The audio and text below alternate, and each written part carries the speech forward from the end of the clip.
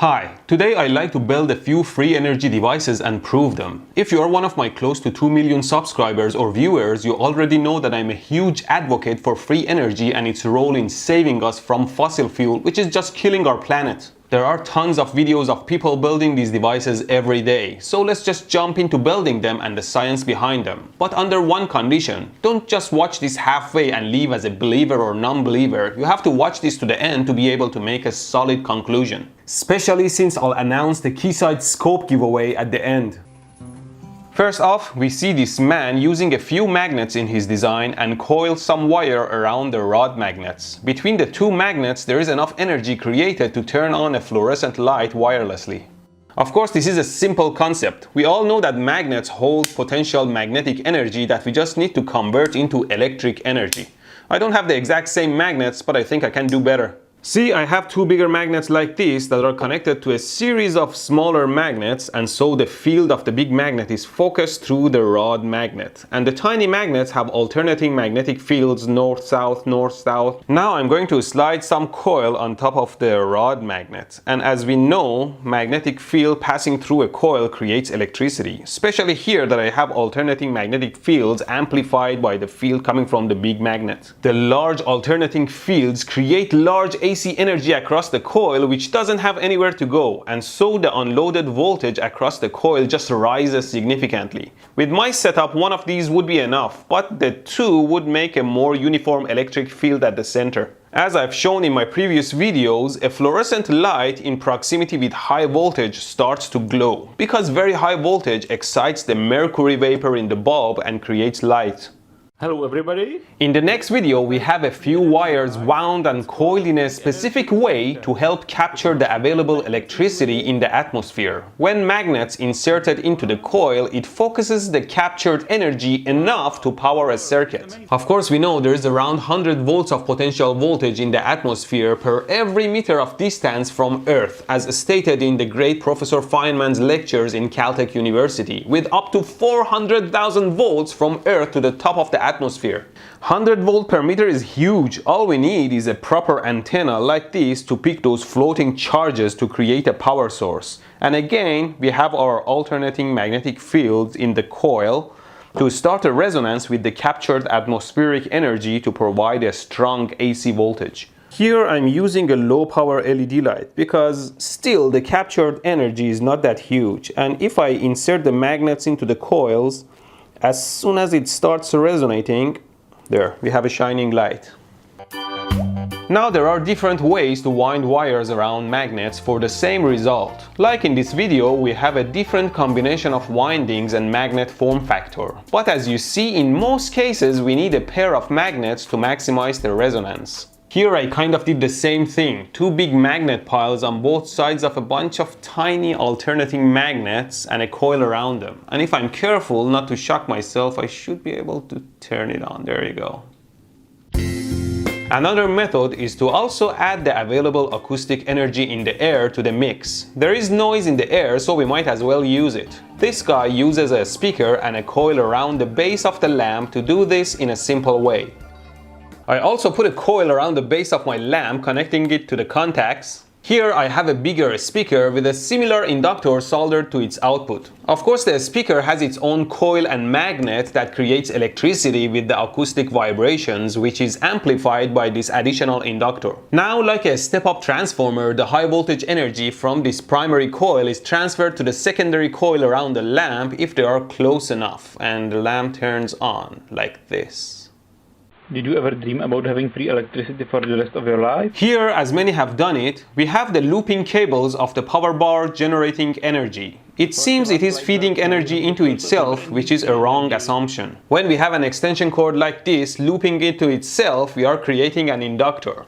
If I zap the prong with a burst of energy, I'm sending a very short pulse of current through the wire. The current going through the loop generates a magnetic field with a direction that follows the right-hand rule, and the field generated from one loop penetrates all the loops. So like an auto transformer, one loop of primary can generate much higher voltage on multiple loops of secondary. And imagine the same current is running through every loop, so each loop has the same effect on the entire coil. which means much higher energy compared to the initial spark, such that it can turn on a light. And then, of course, we see some people like this kid being able to turn a lamp on from the energy generated through his body. We already have animals in the wild that generate huge electricity, like an electric eel. We also know that our nerves and muscles work with electric impulses, so a lot of electricity is constantly running through our body that is vital to our functionality. Like when you use your right hand, it receives more electric pulses than your left hand, and that creates some electric potential across your body. Now everyone is different skin conductivity, stronger impulses, ability to control muscles, so with the right combination you could generate large enough potential to power something. I have some of that capability, although I have to wet my skin to make it more conductive and shake my arm to pump some impulses, and there you go.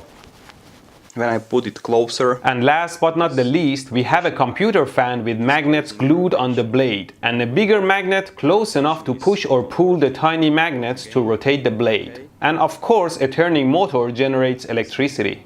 I have built the fan here, and you can see that the streaming fields of the big magnet affect the smaller magnet, and if I leave it in the right spot around here, it starts turning. And of course, a turning motor is a generator, and if I can figure out which wires are the output, oh, there you go, I can turn on the lamp.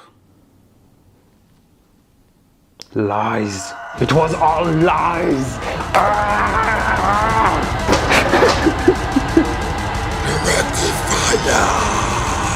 There is no free energy. They are all fake as It was all part of my scheme to lure the free energy believers here and show them the truth. There is no free energy, no crazy energy, and no over unity. Free energy is energy generated without consuming any other source. Crazy energy, which I just named it, is energy from fake sources or sources that don't really have much power to deliver. And over unity means these perpetual systems that have efficiency over 100%. All impossible. I was able to tell you convincing lies because I mixed them with truth and fact. So you would say, oh, I know that part is true, so this guy must know what he's talking about, and the rest could make sense too. Now, I'm not trying to teach you how to lie, I just want to show you how you can be lied to. Just trust me on this one. There is no free energy, no crazy energy, and no over unity in our entire universe. Otherwise, our universe would fall apart. Although I don't deny that in the future we might find a new source of energy. Let me show you how I did the tricks. Of course, this magnet contraption doesn't work at all. The reason my light is turning on is because I'm hiding my Tesla coil under the table. Ow! This is the source of the high voltage that's turning the lamp on, not the magnets. Electric, magnetic, or gravity fields in a stationary object are stationary. They don't move or stream out. Only when a magnet moves, it sends waves of magnetic field through the universe that can create electricity through a coil. So a stationary magnet with respect to coil doesn't create any electricity. For all the other tricks I did here, there is one common factor, and that's a well-hidden battery. In my case, the battery is in the lamp, if you can see it here, and the lamp turns on if I short its contacts. This piece of junk three-fingered wire maze does nothing except for providing a short circuit with the magnets across the lamp contacts. See? The same kind of lamp is used in most those faff. Of course, there is huge potential energy in the massive atmosphere around Earth, but there is no measurable localized energy in a tiny airspace to power anything. And here, the guy seems to have no battery and turning a single LED on. But this time, if you see here, he is running wires through his hand powering the LED. That little liar! And this piece of junk is the same thing, just shorting across the lamp contacts, turning it on. And in this one, of course, there is acoustic energy in the air, but even a single LED needs way more power than whatever acoustic noise can provide. So how does it work? Here on the winding, I have something called the reed switch. It's a type of switch that closes when it's exposed to magnetic fields, and it just shorts across the lamp contacts when I bring the speaker magnet close. The looping power bar is the most garbage of them all. I don't think the guy did it the same as I did. I have my battery in the lamp and I've shorted across the prongs with a piece of wire. But I think the guy has his batteries hidden in the power bar itself. What about?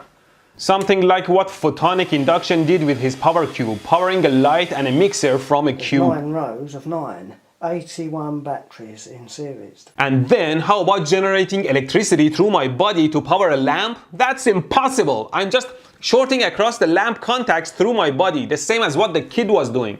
And for the fan, I just have some coin cell batteries back here that turn on the fan through the reed switch here when I bring the magnet close. And these are not even real magnets, they're just plastic beads. And the lamp just turns on by these wires shorting the contacts. They are all lies and faff, I tell you. Instead of this garbage, let me tell you a few of my favorite channels that provide good content, although there are a lot of good ones out there that I don't know. If you want electronics, well, watch me, or watch our beloved German engineer Great Scott, or Dave Jones's EEV blog, or Big Clive who breaks electronic products and explains them, or great Simone Giertz who makes shitty robots. Oh, and Jeremy Fielding and Fran Blanche, two great electronic channels I recently learned about. Want to watch a lovable chemist and someone who inhales noble gases and extracts gold? Cody's Lab. Want mechanical engineering? AVE is super knowledgeable in the field and has so many made-up words worthy of his own dictionary. Want a real superhero in special effects and graphics? Watch the Debunk Man, Captain Disillusion. Want great backyard science and build? Watch The Backyard Scientist or The King of Random. Or if you want more sophisticated builds, watch my countryman, The Hacksmith. Want great science channels? Watch Diana, the awesome physics girl. Or my pal Destin from Smarter Every Day. Or Derek Veritasium. It's not his last name. Or... Hey, Vsauce, Michael here. Whatever you do, don't watch or like free energy videos. You just encourage these idiots! Giveaway time! This month, the Polytechnic University of Bucharest in Romania wins a great oscilloscope thanks to Keysight and a bunch of other awesome tools thanks to the support of patrons. And there is a bit of monthly patron appreciation going on at patreon.com. But honestly, my Keysight scopes have been the most functionally useful scopes I've ever had in my life, especially with the built-in 20 MHz function generator. And thanks to Keysight, I've been able to provide over 20 scopes so far. So press F to pay respect and head to their channel and subscribe for great knowledge.